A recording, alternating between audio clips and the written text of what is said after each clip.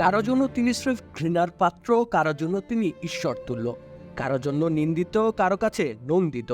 তিনি দেশের জন্য লাল কার্ড খেতে রাজি থাকেন, আবার কামড় দিয়ে বিশ্বের জন্য বিস্ময়কর এক বিরক্তির কারণ বনে যান। সব মিলিয়ে তিনি জটিল এক চরিত্র, আজব একটা অধ্যায় যার পুরোটাই রহস্যে ঘেরা।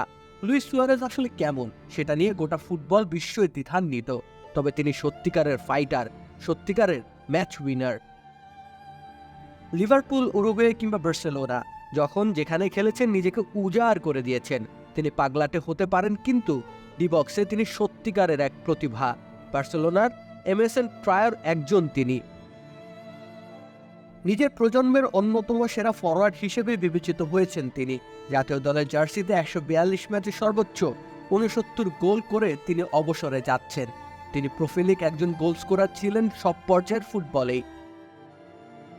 ২০০৭ সালে উরুগুয়ের কামড় দিয়ে ৪ ম্যাচ নিষিদ্ধ হয়েছিলেন সুয়ারেজ। তার ক্যারিয়ারের এই কালো অধ্যায় মোছা সম্ভব নয়। সুয়ারেজ কেন কামরান, এই প্রশ্নেরও কোনো উত্তর মিলবে না। ২০১১ কোপা আমেরিকা জয়ী উরুগুয়ে দলের সদস্য ছিলেন ইন্টার মায়ামির এই ফরওয়ার্ড। এই টুর্নামেন্টে সেরা খেলোয়াড়ও নির্বাচিত হয়েছিলেন। ৯টি বড় টুর্নামেন্টে তিনি দক্ষিণ আমেরিকার প্রতিনিধিত্ব করেছেন। পুরো ক্যারিয়ারে সাফল্য যেমন এসেছে, নানা সময় সমালোচনাও তার পিছু ছাড়েনি। ২০১৪ ব্রাজিল বিশ্বকাপে কামড়ের ঘটনায় টুর্নামেন্ট থেকে নিষিদ্ধ হবার আগে ২০১০ দক্ষিণ আফ্রিকা বিশ্বকাপে ঘানার বিরুদ্ধে গোল লাইনের উপর থেকে বল ক্লিয়ার করতে গিয়ে ইচ্ছা করে হ্যান্ডবল করে সমালোচিত হয়েছিলেন তিনি।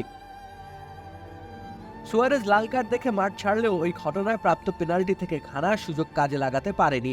পরবর্তীতে পেনাল্টি শুট আউটে ঘানাকে বিদায় করে উরুগুয়ে সেমিফাইনাল খেলেছিল। ক্লাব ফুটবলের বিতর্ক তার নিত্যসঙ্গী ছিল। ২০১১ সালে ম্যানচেস্টার ইউনাইটেডের ফরাসি স্ট্রাইকার প্যাট্রিস ইভরার বিরুদ্ধে বর্ণবাদী আচরণের কারণে ইংলিশ কর্তৃপক্ষ তাকে ৮ ম্যাচ নিষিদ্ধ করেছিল। ২০১৮ ও ২০২২ বিশ্বকাপের বাছাই পর্বের বাধা পেরোনোর ক্ষেত্রে উরুগুয়ের অন্যতম শক্তি ছিলেন এই সুয়ারেজ। সর্বশেষ ২০২৪-এর কোপা আমেরিকাও খেলেছেন, গোলও করেছেন। কানাডার বিপক্ষে তৃতীয় স্থান নির্ধারণের ম্যাচে সুয়ারেজ ক্যারিয়ারের ৬৯তম গোলটি করেছিলেন। কে জানতো সেটাই পাগলাটে এই প্রতিভার শেষ আন্তর্জাতিক গোল হয়ে থাকবে।